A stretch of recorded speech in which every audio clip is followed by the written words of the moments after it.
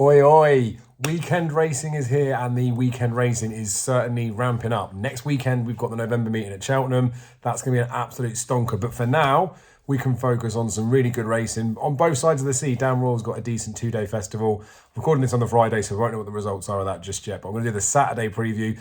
There are two definite bets for me on Saturday.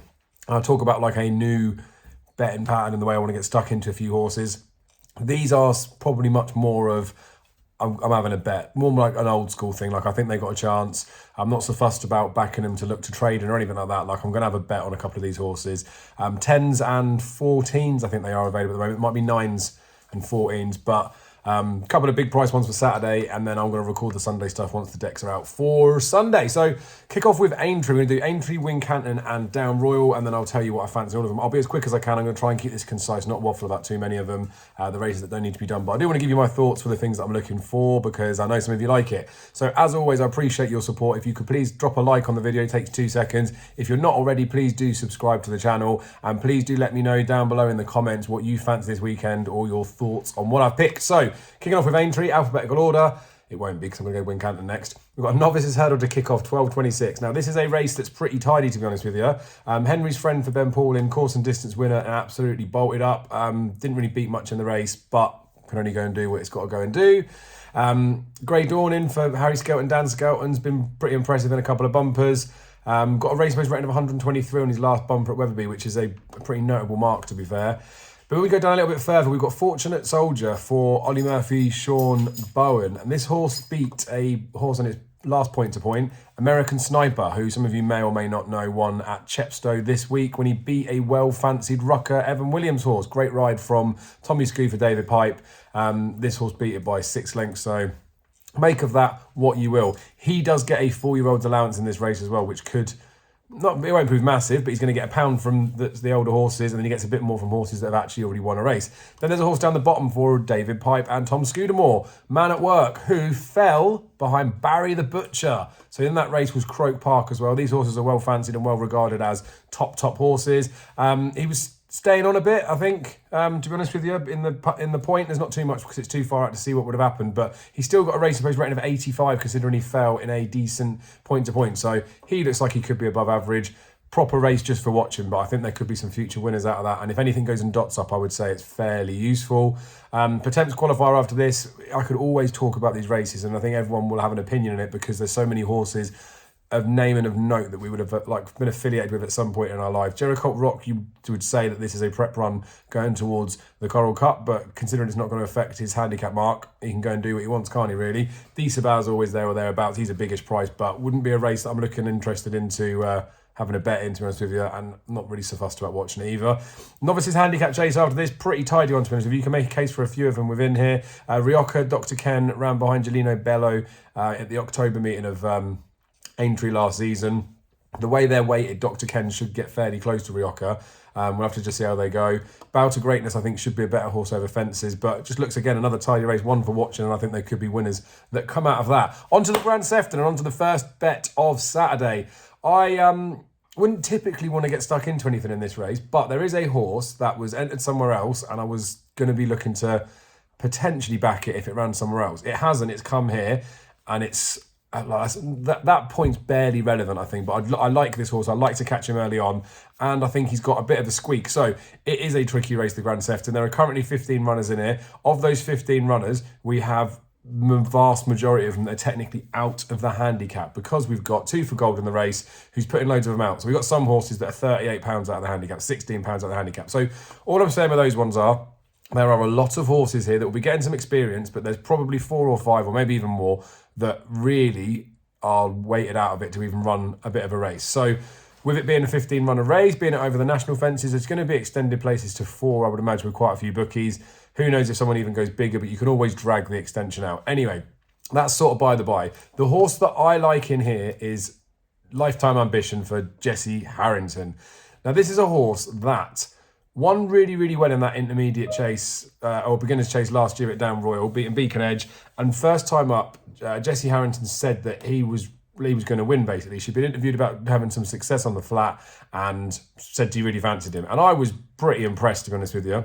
He beat Beacon Edge, Vanillier, Champagne Gold was in the race, but he was just very much ready for that race, and he won nicely. After that, he was sent off 3-1 favourite in the Drinmore, where I thought he was a weak enough favourite, to be honest with you, given the fact that I thought he was ready first time up, but he was fancied, and he probably didn't run his true form. Then he gets dropped back to 2 miles to run against Blue Lord, where again probably wasn't going to be anywhere near it. Then he's run up behind Bob Ollinger, so like he's going in against good company. So I like the horse. I think the trip is sort of kind of key to him. So like this is 2 mile 5. It's national fences. I think it'll be more of a test than a lot of people might imagine it might be. I think getting in here off a mark of 151. I've done that video before about saying how I think on official ratings, Irish horses pound for pound are much, much better than the British horses. And he's officially rated 150 over 9. And now that may be a bit inflated, but if we take, so let's just say, I think it was £7 or £8 I put in that video. Let's just say we'll take £7 or £8 of this. He's better than 144 or 143 to my mind. So I think he's got a proper shout. I thought 10-1 was a bit of a big price. That's what's showing up on the screen now. I'll put an odds checker thing up there if I slide over to show what the actual current available prices are. But yeah, I'm gonna have a bit on Lifetime Ambition. So he's in. I know I say I hate muggy each way bets, but I'm probably going to put him in an each way double with another one that I like, which we'll talk about in a moment when we get to Wincanton. But this wouldn't be a race that I specialise in, wouldn't be a race that I've got abundance of knowledge in. I don't even know what the record is for horses tackling these types of fences for the first time up, but I do know that Lifetime Ambition is one of the best jumpers I've ever seen. I mean, that's a bullish statement, isn't it? But even as a novice, he jumps beautifully, so I can't see this being a problem. I think Jesse will have him ready for his life. Sean O'Keefe comes over. It's good enough for me to say that double figure price is too big. Even if he's a bit shorter, I'd still go in. I'd probably, like I say, would have him in a muggy each way double. I'll have 25 on him to win, and then I'll stick him in an each way double with the other one. It'll probably only be a 5 or a 10 each way double on the other one. But yeah, I'd probably say 6-7 to 1 plus. I'm happy to bet him, and I'd imagine in this type of race that he's going to be at least those sort of prices. Then we got a decent hurdle after this, where early prices in the week, short-term anti-post can be suicide, but Brewing Up a Storm I think was instilled as 11 to 4 in the week. Absurd price. Mate of mine messaged me and said, what do I price up these two races? By the time I'd seen it, had already been priced. I never even replied to him, so I'm sorry, Aaron. But Brewing Up a Storm was 11 to 4. He's a 5 to 4 point now. We'll take the world of beating within here. At the price that he is now, I get that he's £10 better than Lancadan, and I get that he's getting 4. So he's a stone well in technically, isn't he? But I don't know how much I'd be wanting to smash into him at 5 to 4. He's fresh off a wind up.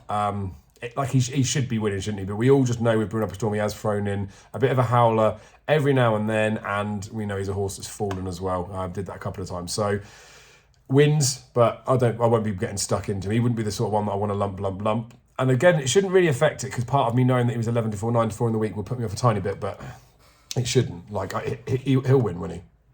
We got the handicap chase after this. Gunsight Ridge is a horse that they all thought was going to be a pretty decent chase. I'm yet to see enough evidence to suggest that he will be, so a race that I'll probably just watch. And then the bumper I'm not too fussed about. So I said I was going to keep this concise. Let's waffle on over at Wincanton, where we've got a second bet. Now there's a mare's handicap hurdle at the beginning. Why am I talking about mare's handicap hurdle? You know it's not my forte. Rose of Arcadia. Ran the other day, very, very impressive off that break, running in point to point, jumps beautifully. Around about 4 to 1 poke on the prices I can see here. There are 8 runners, but who knows if that's going to fold away. Harry Cobden rides for Anthony Honeybull in this race, and Sabrina for Paul Nicholls is ridden by Freddie Gingle. So obviously there's an affiliation there with the Tizzards, and he's claiming £10. Paul Nicholls has been setting him up with some rides. He was supposed to ride last weekend at Ascot, but the horse was pulled out. I think that was Diego de Charmel, could be wrong. But semi-interesting from that point. Like Sabrina could go well. Lady Adair for Harry Fry Lorca has been a very impressive winner in a couple of starts. She's 130 rated, so she is top weight in here, but I don't think she jumps very well. Whereas Rose of Arcadia jumps beautifully. So I couldn't trust it, but I guess if you're looking to have a bet on the ITV races and you just want to have an interest in that, I would say Rose of Arcadia at 4 to 1 looks thereabouts for definite. Then there's the Rising Star Novices Chase. I've got one in here that it's not added to the 2, but I probably am going to back this as well. We found a third bet, guys. So this one is the Rising Stars Novices Chase. I backed and I talked about Utrecht the last day when he ran at Cheltenham. I said that the 2 mile trip was probably interesting more than anything. Needs the middle trip. I thought he ran pretty well, to be honest with you. Like, he wasn't really in the race. I'm not saying they weren't trying, but I don't think they were really trying. I think it was just a first spin. Jumped pretty well, considering it's Cheltenham as a test as well. I was a bit worried about him because when they came home, I didn't see him finish, so he almost got pulled up. We did get pulled up. I thought he may have gone wrong. Asked George that was there if he knew anything, and I think he said that he walked back into, he was fine. But the fact they've turned him out so quickly after then, he felt something was amiss, Harry Skelton. He decided to put him up. That's fine. Not to say that he was trying to hide how close he'd finished, but he wants a bit more of a trip. So, in all of that said, if we look at the official ratings of horses in here, Sebastopol, a horse I love. You'll know that I love this horse. Jumps a little bit ropey, but he's 148 rated. He's given £5 to Hang In There, McFabulous, Mortlook, Uhtred, and then he's got to give best part of a stone to Victoria's Peak. She's got no chance, but he's 148 rated, and he's given £5 away to them. So if we adjust the ratings, Hang In There, 142 puts him on 147. McFabulous puts him up to 158, and then we've got Mortlock that would be 135, again, no chance, and then Uhtred would be 145. So Sebastopol, Hang In There, and Uhtred, much of a muchness between them, but he's a 9-1 poke, fresh from a decent enough run as far as I'm concerned. McFabulous should take all the beating, to be honest with you. We've got to see these horses, how they do really fare with fences. I think he's okay. I think he's like a reasonable enough jumper to be okay with stuff. We'll see how he goes. He should be the winner of the race, but I'm semi-tempted to go with Uhtred. So like I said at the beginning, there was 2 bets. He wouldn't necessarily be one of them, but I feel like he could go okay, Uhtred.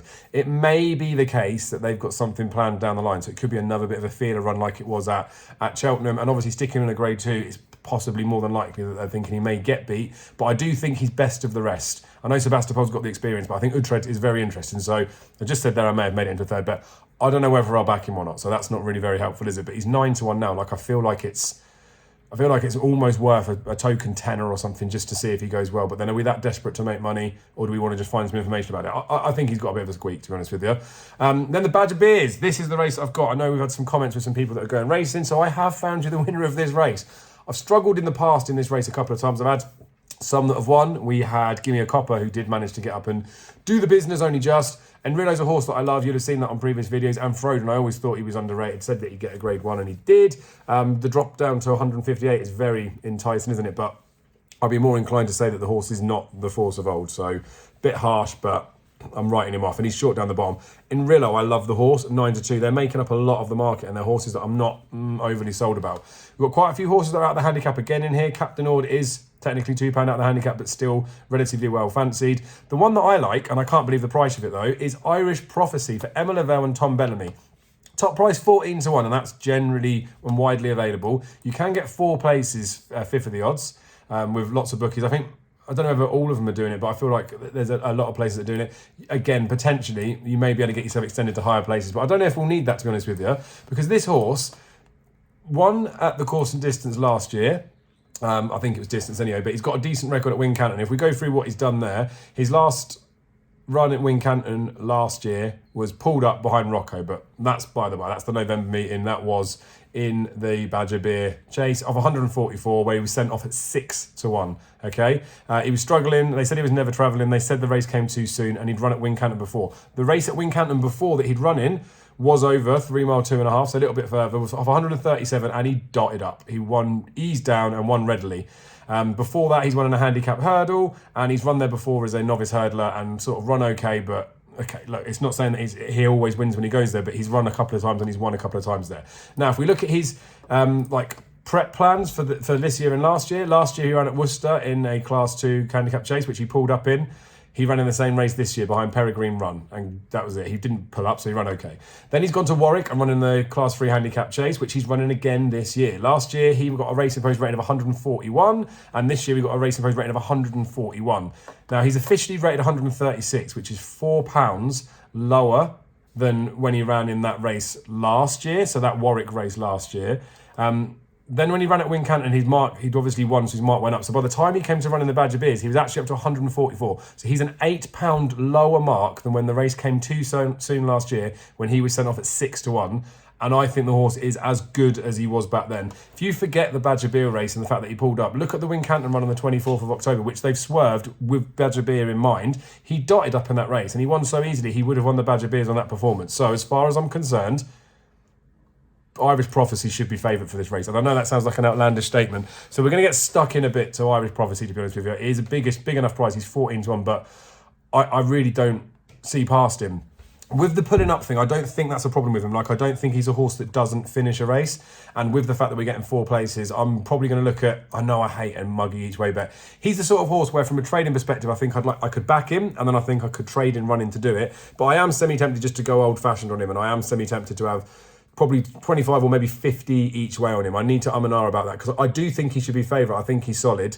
I don't want to get overly stuck in because obviously it is a competitive race and there is the fly in the ointment of like a Frodon and Emrillo that could still put it to him. So yeah, but I think he's massively overpriced. I think he probably should be about a 6-1 poke. So I don't want to get too excited, but probably going to have the 25 or 25 each way. But Irish Prophecy would be my nap for the weekend. I really fancy him, as I think you can tell there.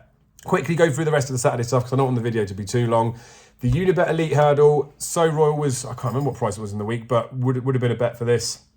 Not one that I wanted to get too stuck into. He has won it three times already. I think he won it as a 4-year-old, didn't he? We obviously knew that at Kempton it was a good bet to go and have him there. Nappers Hill's slight fly in the ointment because of how well that race has worked out from Chepstow. Although, did they leave you out too? Didn't run so great in Newbury yesterday when relatively well fancied, and in a race that should have suited, he just didn't really seem to be going to twig that day. I think So will win 11 to 10. Some people might want to back it, and again, when I talked about the short price of Brewing Up a Storm, like you can stick a muggy double on them two, you're going to get paid out 7 to 2 or something. Again, more for an interest than lumping in. When we get to the bumper at Wincanton, it's a bit of an absurd one, but there's a horse Tara line for Sid Hosey that I quite like. Relatively flatbred, and I think it's points. We know we obviously get lots of horses on the point field that we expect him to go and win and do well. Has actually won a point, but I think 3 miles was stretching the horse, like way too far. So this isn't a bumper. Good ground, I think, will be fine. Sid Hosey's on there. He's got a jockey on that's going to be taking £7 off. I suspect this horse will be a massive price. I don't know how big a price it'll be. We look on the Racing Post now, they've got it as a 14 to 1 tissue. If this horse is 20 to 1, 25 to 1, again, do what you want with your betting stakes and things like that, but I'll be having a novelty 5 or a 10 on it because I think it's got a bit of a squeak, to be honest with you. Another one that potentially on the exchange you could back at a big price with a hope to lay and run in if you wanted to be that way inclined to sort of lower your risk, but I think Tara Line's got a bit of a squeak. We'll quickly do Down Royal because I know a lot of you will be interested in that because obviously it is very good racing, but there won't be any bets from me coming from Down Royal. Now, the first few races are a bit much of a muchness and not very good, so we'll swerve them. The Champion Chase, the first Grade 1 in Ireland, real decent race, to be honest with you. I mentioned Beacon Edge earlier when we were talking about Lifetime Ambition. He's up in it. Conflated's in it. Envoy Land finally going back over 3 miles. I'm buzzing about that. Galvin's in here. Kenboy's in here as well. I think the market potentially's got it right in terms of the fact that Galvin should be favourite, but he's way too short for me. Watch him obviously going dot up. I still think Envoy Alan, when they stuck him back to 2 miles, like, this could be the key to him. And he's won at Down Royal, I think, every time he's run it. He's not a lost cause as far as I'm concerned. I think Envoy 8 to 1's absurd, but you couldn't be backing him. We like Kenboy, but he's too old. He still can put in a performance though, can't he? So again, he could put it up to him, and we know that this trip is ideal for him. And Conflated was so good last year before he went and ran in the Ryanair. You'd think this is his trip, and again, sounds a little bit crazy, but could still be a little bit progressive around about this trip. So I think it's a great looking race. Envoy with the one I've got my eyes on, probably mostly more than anything, but it's going to be a great race to watch. Wouldn't be a bet. In the Grade 2, like sort of intermediate chase, Fury Road, Vanilla, Fighter Allen, Delvino in there. So Fighter Allen's been best at the middle trip, obviously related to Envoy Allen. I think he could go really close in here. Fury Road's a horse that I love.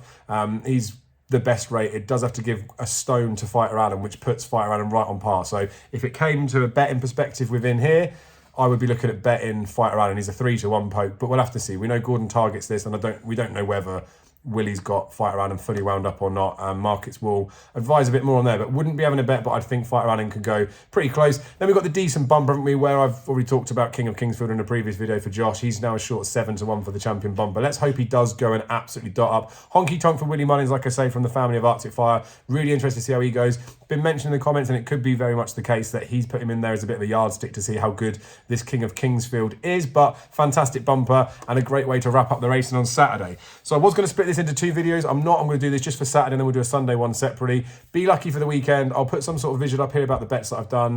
Good luck if you do follow me, and let me know in the comments below what you fancy. Please do drop the video a like, and if you've stayed this long, please do make sure you're subscribed. I will see you again a little bit later on today.